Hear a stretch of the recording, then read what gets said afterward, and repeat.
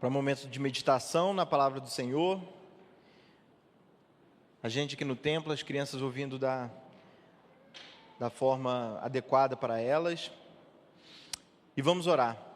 Senhor Deus, aqui estamos em Tua presença, Pai. Obrigado, Deus, porque o Senhor revelou a nós a Tua verdade através da Tua palavra, Pai. E nesse momento eu quero te pedir que o Senhor possa abrir o nosso coração, abrir a nossa mente, que o Senhor desvende, ó Pai, os nossos olhos para que a gente possa compreender a Tua palavra, ó Pai. E que essa verdade exposta, ó Pai, através do Teu servo Wagner, ó Pai, através dos Teus servos, os professores, das crianças, ó Pai, que possam de fato transformar a nossa vida, ó Pai, e que nós possamos de fato nos arrepender de nossos pecados e vivermos uma vida para Ti, ó Pai. Tudo para a honra e glória do Teu santo nome. É no nome de Jesus que eu oro. Amém. Boa noite, meus irmãos. Graça e paz no Senhor Jesus. Por favor, abra sua Bíblia em Efésios, no capítulo de número 2.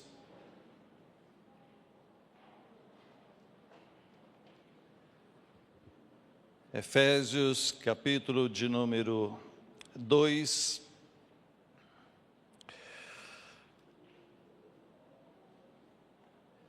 Por favor, projeta apenas o verso de número 8 do capítulo 2 de Efésios. Nós iremos ler na Nova Almeida Atualizada. Vamos ler juntos este versículo, verso de número 8. Porque pela graça vocês são salvos mediante a fé, e isso não vem de vocês, é dom de Deus. Amém. Que o Senhor nos abençoe na meditação da sua santa palavra.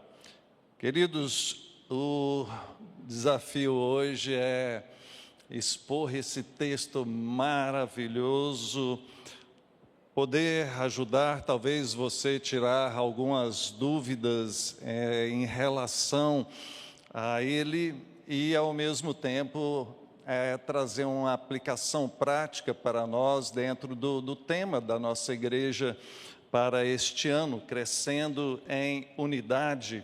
Para isso eu lancei aqui o tema da mensagem, a graça que regenera, que une e que capacita. Eu não mencionei nas vezes passadas, quando eu preguei no início de Efésios, mas a maioria dos autores, dos comentaristas, fazem uma divisão em 3 seções de Efésios, e quero usar isso como aqui o nosso contexto, a nossa contextualização. Na primeira parte do início do capítulo 1 até esse texto de hoje, o capítulo 2, o verso 10, trata a respeito da teologia da salvação, quando nós vamos observar as bases teológicas da salvação que Deus opera em nós. Depois, numa segunda sessão dessa carta, ele vai falar sobre a construção da igreja, da obra redentora de Cristo e como ele edifica a sua igreja. E na última sessão, da ética e da vida na igreja, orientações práticas em como vivermos em comunidade. Então, a doutrina da salvação, tão séria e tão, às vezes, importante que entendamos muito bem. Nós, Igreja Presbiteriana, fazemos questão que você entenda bem tudo isso. E hoje pela manhã, falando na sala de fundamentos da fé, aqueles que estão se preparando para serem batizados, fazerem sua pública profissão de fé, aqueles que estão vindo de outras denominações, nós tivemos um debate muito bom, muito proveitoso sobre isso hoje, e não é raro, às vezes, a gente encontrar no nosso meio também pessoas já antigas de igreja e que, às vezes, têm algumas dúvidas a respeito do ser de Deus, do governo dele e de como ele opera a salvação nas nossas vidas. Olhando para o nosso texto, dos versos 1 até o verso de número 3, observe que ele destaca algumas coisas. Leiamos, ele lhes deu vida quando vocês estavam mortos em suas transgressões e pecados, nos quais vocês andaram noutro tempo, segundo o curso deste mundo, segundo o príncipe da potestade do ar, do espírito que agora atua nos filhos da desobediência. Entre eles também nós todos andamos no passado, segundo as inclinações da nossa carne, fazendo a vontade da carne e dos pensamentos, e éramos, por natureza, filhos da ira, como também os demais. Ele já inicia aqui no verso de número 1, trazendo uma sentença que é chave para nós, quando diz que Ele, Deus, nos deu vida. É o Senhor, então, quem concede vida. E nós bem sabemos que o Senhor nos concede tanto a vida física, quanto a espiritual e quanto a eterna. São 3 vidas? Não, é apenas uma, mas que tem as suas dimensões. Você é um ser e todas as pessoas que existem são criadas, vieram a existir, mas quando o Senhor nos transforma, Ele nos dá uma nova vida, somos uma nova criatura, agora temos vida junto a Deus, essa vida que está além de todas as coisas, quando Jesus fala, olha, eu vim para dar vida, mas vida em abundância, e sabemos que por fim teremos a vida eterna. Quando diz aqui que Ele nos deu vida, está falando dessa questão espiritual, daqueles que, embora seres humanos, andando neste mundo, respirando, ainda não foram transformados, ainda estão alheios a essa grande verdade espiritual, ainda não têm a vida de fato no Senhor. E isso fica claro ao longo do texto aqui, quando ele expõe, volta aqui, quando ele expõe aqui os outros detalhes do texto. Ele mostra que antes do Senhor conceder essa vida, o ser humano se encontra morto, andando desta maneira, segundo o curso deste mundo, segundo o príncipe da potestade do ar, segundo esse espírito que está atuando nesses filhos da desobediência, e mencionando um pouco sobre cada um desses detalhes, para que fica claro, quando ele diz que estávamos andando, estávamos mortos nessas transgressões e pecados, andando dessa maneira, dá a ideia de um curso habitual da vida, daqueles que simplesmente estão seguindo a própria inclinação, como todas as demais pessoas, como aquele sistema que o mundo traz para nós. A Bíblia vai mostrar que existe uma luta nesse sentido. O mundo cheio da sua sensualidade, das suas tentações, desse sistema que nos atrai, nos seduz e nos tenta afastar do Senhor, nos levar a entender o pecado como uma prática normal.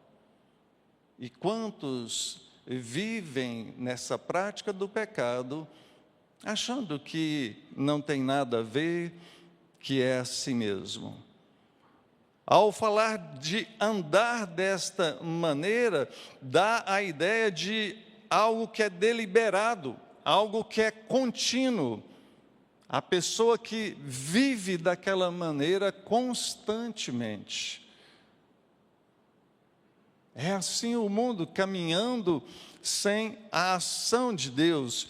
Fala que eles estão segundo o príncipe da potestade do ar, uma referência a Satanás, uma referência ao diabo, o ar como sendo essa metáfora do domínio espiritual dele, não o ar em si, mas nessa esfera em que ele atua, em que ele age.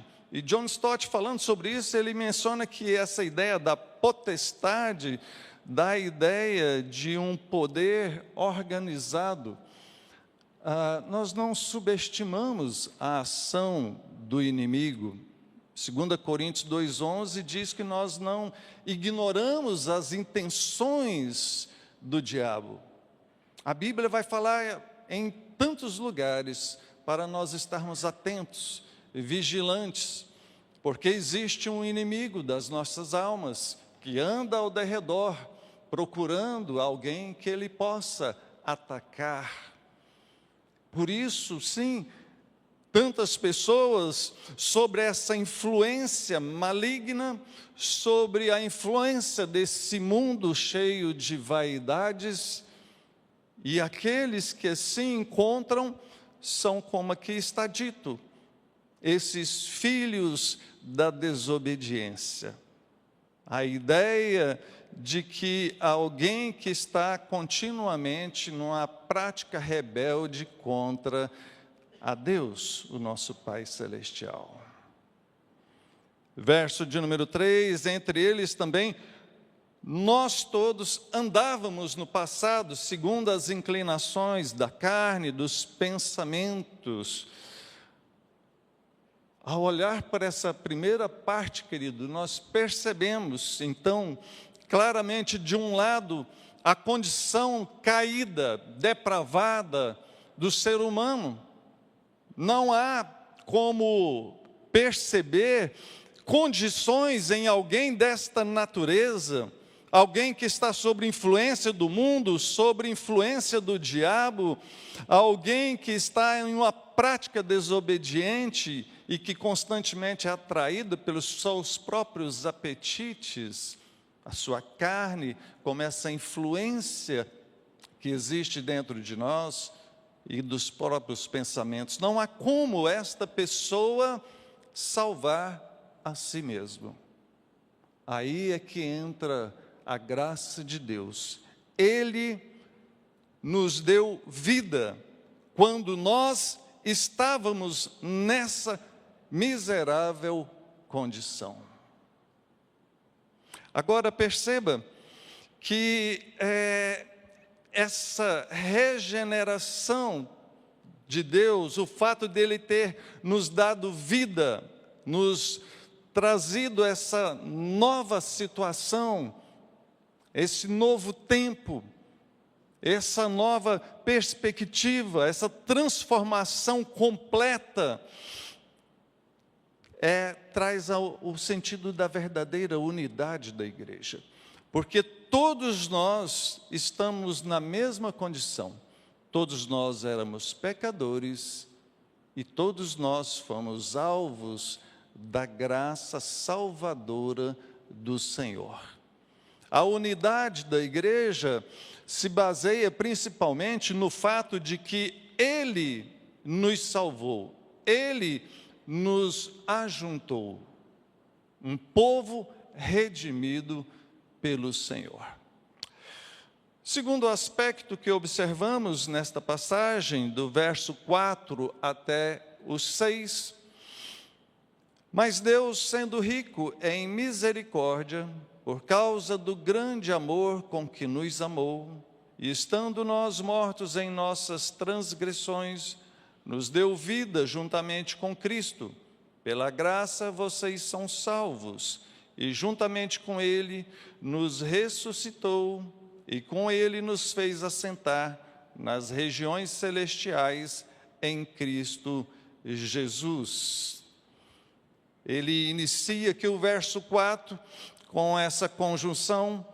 Se de uma maneira nós estávamos totalmente perdidos, como ele narrou anteriormente, agora nós estamos numa nova situação. Deus, usando da sua misericórdia, usando do seu grande amor, ele então transforma, ele faz o maior de todos os milagres, operando a salvação na vida de alguém. Diz o texto que Deus, ele rico em misericórdia, ele, por causa desse grande amor, ele então nos deu vida, e aí o texto acrescenta, nos deu vida juntamente com Cristo. Ou seja, é através de Cristo, a salvação, a manifestação do amor de Deus é através de Jesus. Ele enviou o seu Filho, entregou o seu Filho por amor de nós. Diz ainda o texto que, verso 6, juntamente com ele nos ressuscitou e nos fez assentar nas regiões celestiais em Cristo Jesus. Também já mencionei das vezes passadas sobre Efésios, quando usa esse termo das regiões celestiais, aponta para o novo status, a nova situação daqueles que foram alcançados pelo Senhor.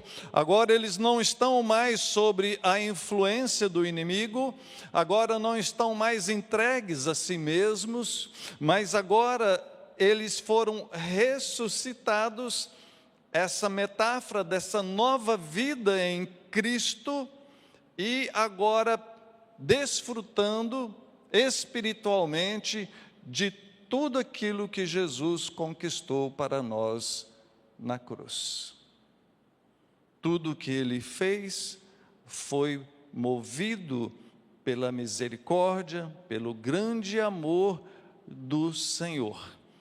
O texto iniciou no verso de número 1, mostrando que Deus nos deu vida, e aqui ele amplia ainda mais, mostrando que nos deu vida juntamente com Cristo, que ele usou da sua graça, da sua bondade, que ele nos ressuscitou e ele nos colocou numa posição especial, como filhos do Senhor, como herdeiros, co-herdeiros, juntamente com Cristo. Sabe, queridos, a posição que o Senhor nos colocou é uma posição nobre, alta, não por nós, como iremos ver na sequência, mas pela sua misericórdia. Fica destacado aqui no texto a questão da misericórdia e do amor dele. O que está movendo Deus a fazer tudo isso? Não há nada em nós, pelo contrário, tudo que foi listado nos primeiros versículos mostra que não merecíamos. Você se disporia a ajudar alguém tão mal, alguém tão ruim, alguém que vive em rebeldia contra você,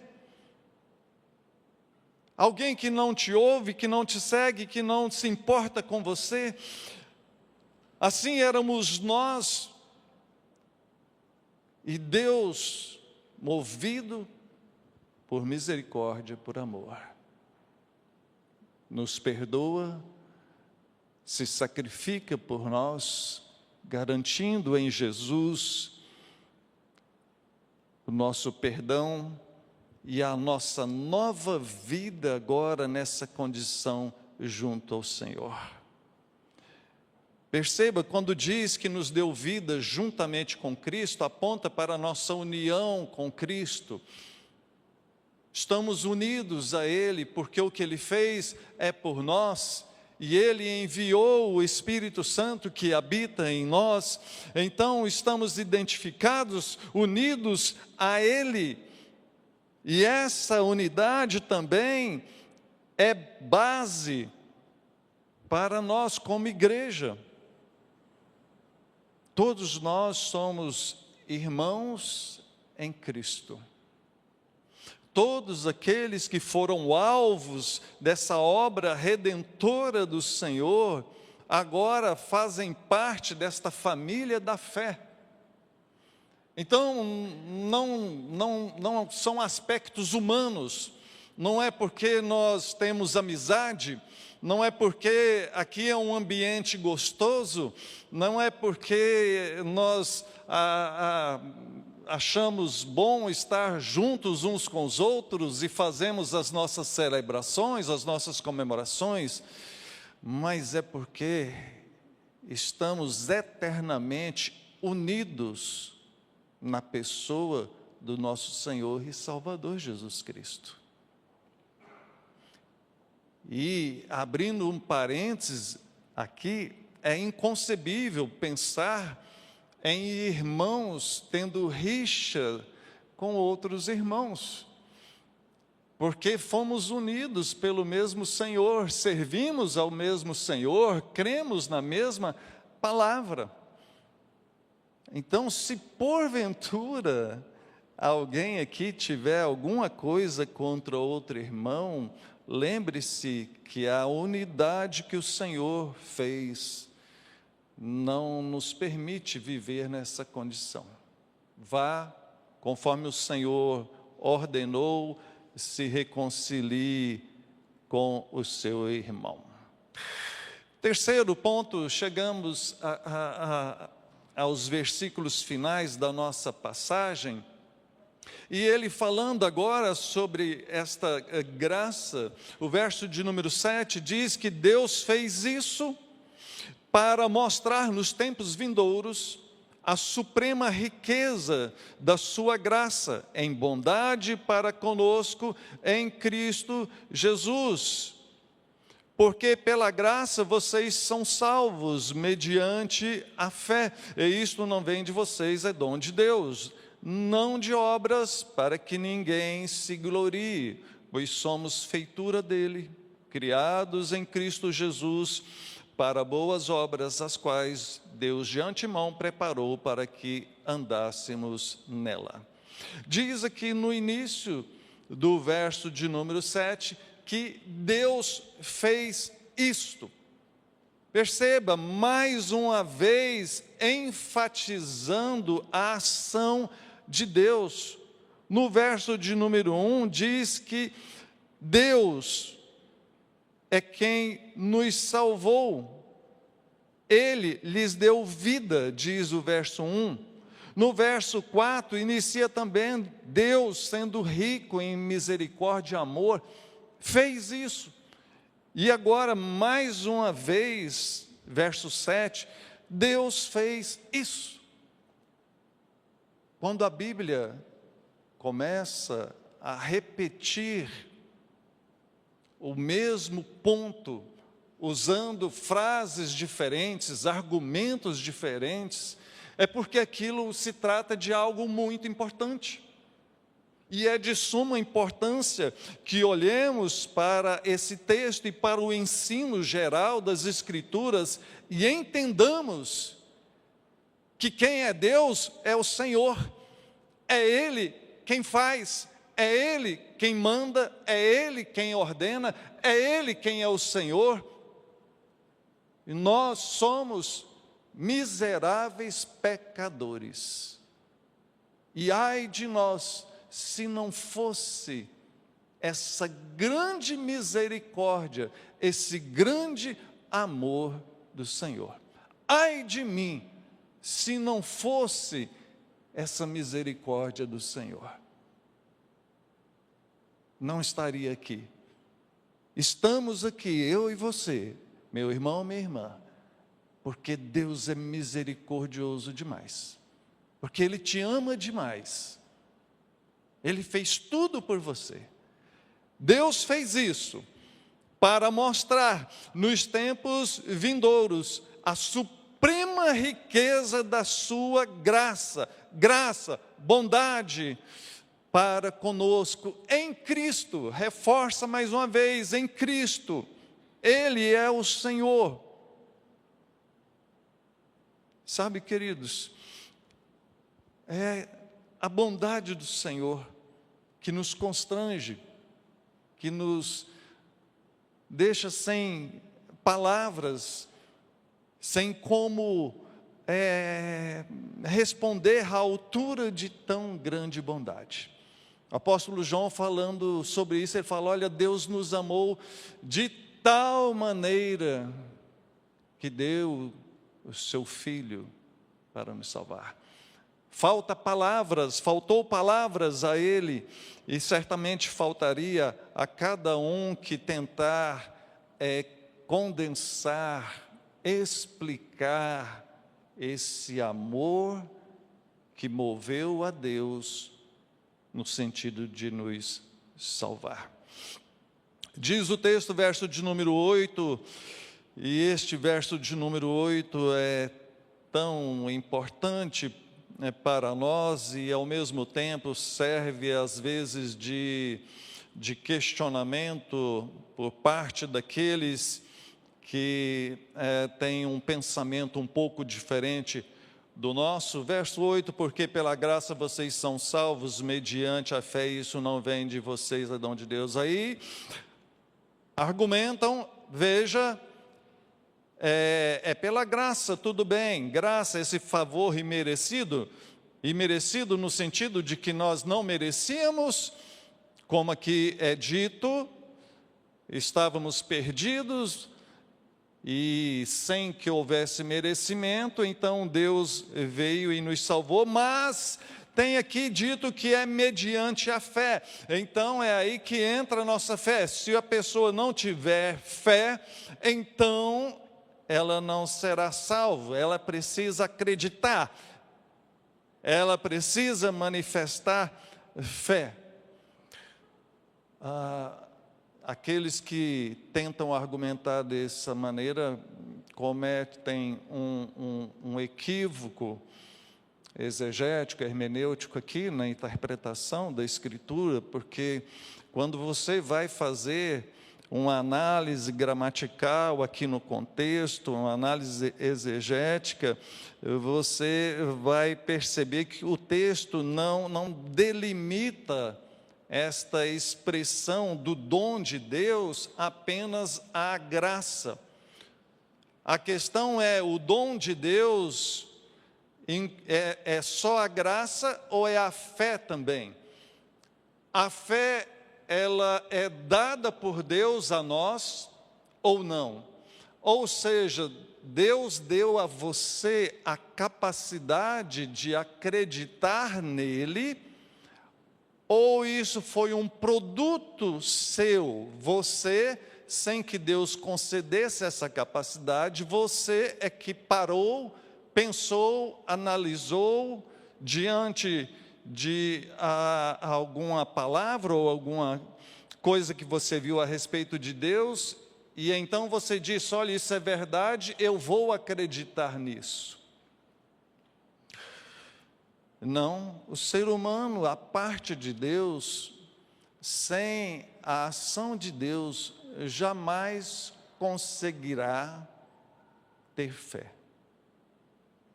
A fé faz parte da obra da graça. Quando olhamos para esse texto aqui, então, nós vamos entender que essa graça aqui, esse dom que aqui é mencionado, a fé faz parte dele. Ou seja, é uma capacitação, é uma obra completa de Deus. Quando o texto diz aqui, como eu destaquei, que Deus fez isso, que Deus usou do seu amor, que Deus usou da sua misericórdia, nisso está incluído o fato de Deus ter concedido a nós a capacidade de acreditar nele. Em outras palavras, quando Deus manifesta a sua graça, ele gera no ser humano essa vontade, essa capacidade de acreditar, e acreditando, se enxergar como esse miserável pecador que é descrito aqui. E ao se enxergar nessa condição pecadora, caída, então se arrepender. E assim ser salvo. A salvação é marcada por arrependimento e fé. E arrependimento e fé só acontecem quando Deus abre o nosso entendimento. Quando conseguimos nos ver tão sujos, tão caídos, e Deus tão bondoso, tão maravilhoso. Ao enxergarmos assim, ao termos os nossos olhos abertos, aí nós nos arrependemos e começamos a acreditar no Senhor. Queridos, eu poderia mencionar tantas coisas a respeito disso, e há tantos textos na Bíblia, me permita citar apenas 4, João 6,44, ninguém pode vir a mim, Jesus falando, ninguém pode vir a mim, se o Pai que me enviou não o atrair. Se vamos até Deus, é porque fomos atraídos, chamados. Hebreus 12:2, olhando firmemente para o autor e consumador da fé, Jesus. Quem que cria, quem que consuma a fé é Jesus, não é o ser humano. Romanos 9,16, pois não depende de quem quer, nem do que corre, mas da misericórdia de Deus.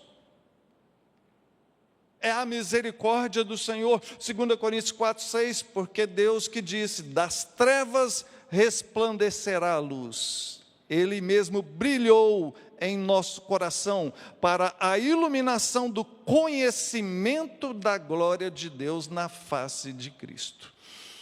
É Deus brilhando, agindo, se manifestando, se revelando ao ser humano caído, perdido. Isso explica muitas coisas. Explica, por exemplo, porque que talvez você tenha falado para algumas pessoas e elas não conseguem perceber. Você tem tentado evangelizar alguém e ela ouve, entra aqui, sai dali e não acontece nada. Porque enquanto Deus não abrir os olhos dela, não dar essa luz, não convencê-la, ela não será transformada, ainda seguirá nesse caminho.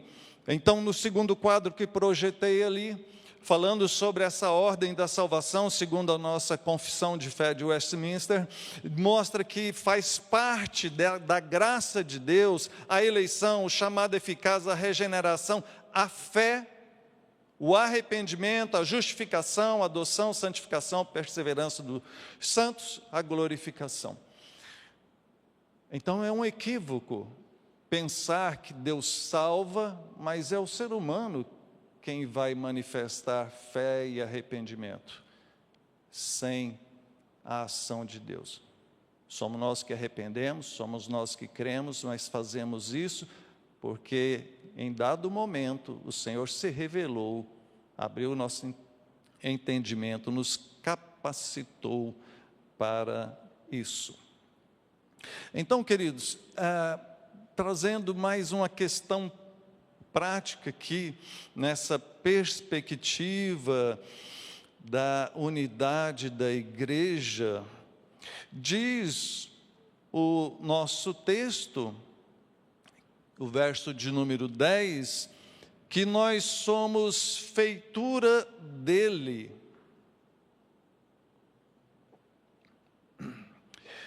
Criados em Cristo Jesus para boas obras, as quais Deus de antemão preparou para que andássemos nelas.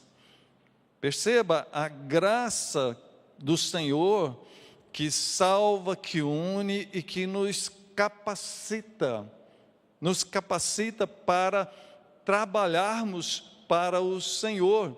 Quando o texto fala aqui de boas obras, são ações justas e piedosas que os crentes realizam, não para serem salvos, mas porque foram salvas.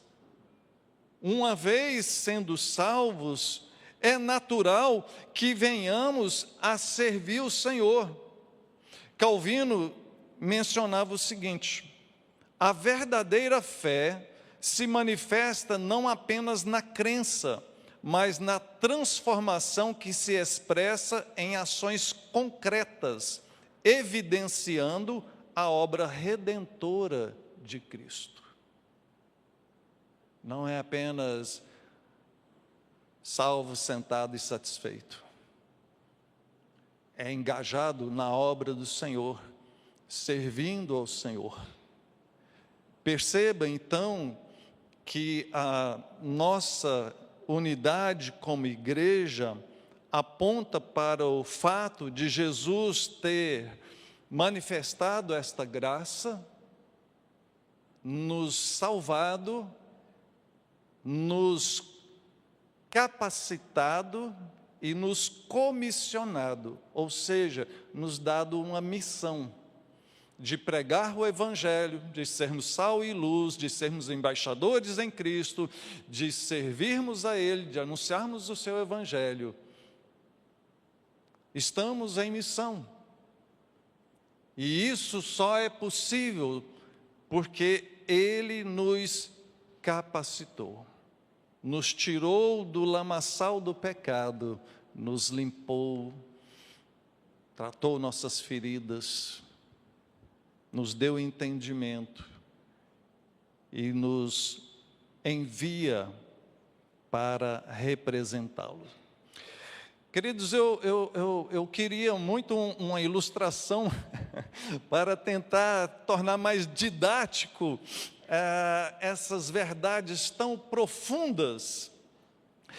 E eu meditei nesse texto tanto tempo e confesso que eu não achei nenhuma ilustração.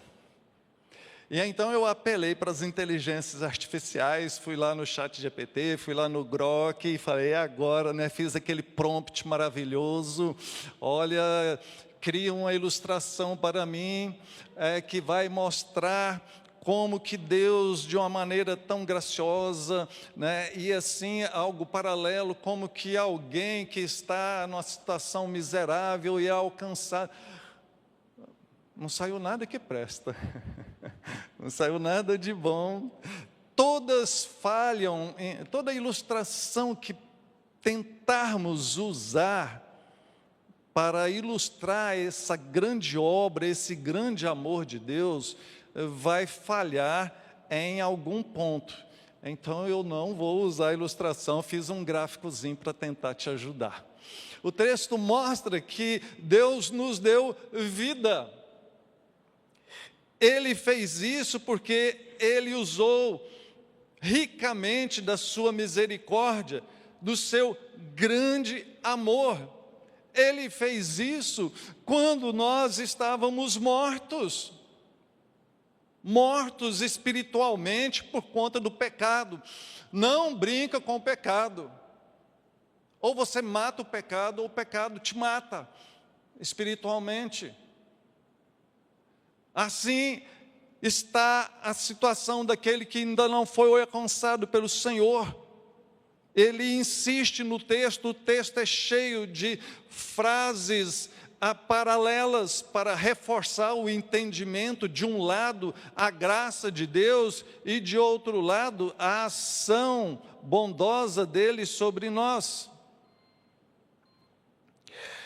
Diz o texto que Deus, então, é quem fez isso, agindo com sua graça, agindo com o seu grande amor, para que então nós, como povo dele, salvos, eleitos, escolhidos, amados do Senhor, pudéssemos servi-lo. Entenda que isso traz essa responsabilidade para nós, de cumprirmos o nosso chamado. Uma resposta ao amor de Deus, que nos impulsiona a, de maneira amorosa e agradável também, sermos obedientes e fiéis a Ele, e de o servirmos no anúncio do seu Evangelho. Concluindo,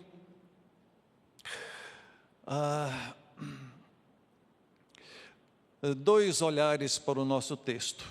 Um olhar teológico, doutrinário, vai mostrar que Efésios 2, de 1 a 10, reflete a nossa teologia reformada clássica, a depravação total do homem, a graça soberana de Deus na salvação e a nova vida em Cristo para glorificar o Senhor.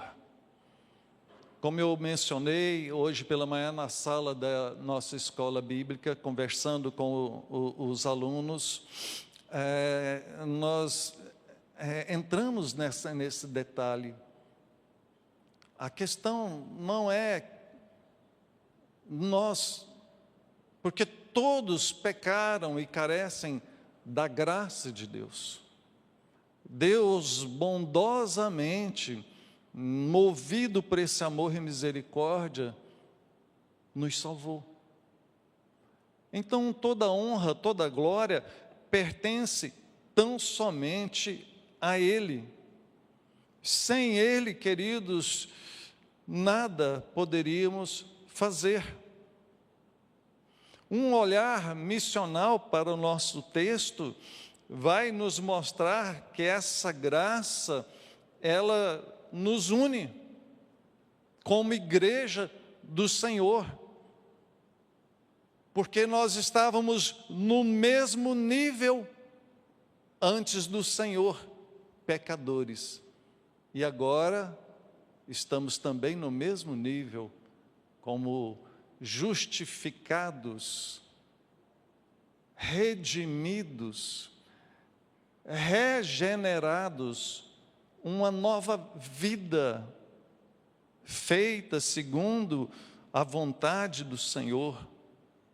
É Ele quem nos une e agora, como igreja, nos chama a anunciar o seu Evangelho, fazer discípulos e glorificar o nome dEle. Então, queridos, vamos juntos, como igreja do Senhor, de um lado, defender as verdades da sã doutrina, do ensinamento, dessa palavra dele para cada um de nós. Vamos juntos reconhecer que Deus é soberano, o Senhor de tudo e de todos, e vamos juntos também servi-lo. Como igreja estamos aqui, todos nós, a serviço do Rei. Que Deus nos abençoe. Vamos orar sobre isso? Pai, bendito seja o Senhor.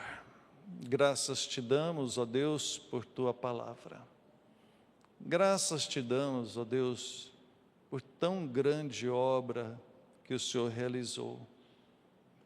Nós, ó Deus, olhamos para esse texto e reconhecemos que nós éramos assim, perdidos, entregues às nossas paixões mundanas, sobre a influência do inimigo, mas agora, como tua palavra diz, o pecado já não tem mais domínio sobre nós, porque Cristo garantiu a nossa salvação. Então não há nada mais que possa retirá-la, porque é o Senhor quem a segura, quem a protege, quem a garante. Obrigado, ó Deus, por esse amor, por essa graça manifesta. Abençoa-nos como igreja, para que juntos possamos te servir, conforme lhe agrada, conforme o Senhor assim deseja. em nome de Jesus. Amém. Vamos ficar de pé, receber a bênção do Senhor e depois teremos uma canção, um momento para nós refletirmos em tudo que ouvimos aqui e podermos orar individualmente também. E agora, meus irmãos, que a graça do nosso Senhor e Salvador Jesus Cristo, o amor de Deus, o nosso eterno Pai, a comunhão, a consolação do Espírito Santo de Deus, seja sobre todos nós e sobre todo o povo de Deus, hoje e sempre. Amém. Amém.